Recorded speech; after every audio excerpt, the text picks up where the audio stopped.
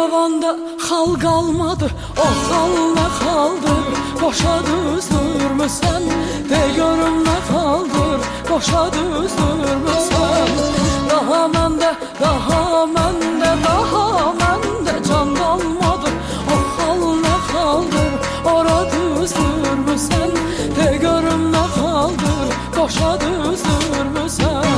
Xal mənim, yar mənim, xal mənim, yar mənim, ixtiyar mənim. Xalxana borcdur, hara düzdürmüşəm, yarım deyibdir, ora düzdürmüşəm. Xalxana borcdur, boşa düzdürmüşəm, yarım deyibdir, boşa düzdürmüşəm. Çekilin yoldan.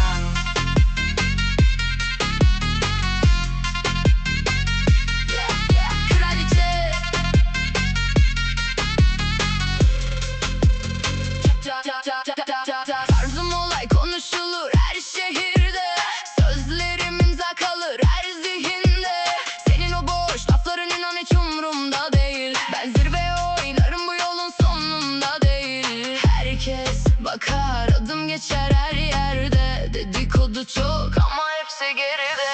Kraliçe tahtında bakıyor yukarıdan, rakip falan tanımam, hepsi yalanda. Bas vursun derinden, yer oynasın altımdan. Bu benim oyunum, çekilin yoldan.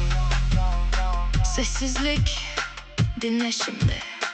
Işıklar üstümde.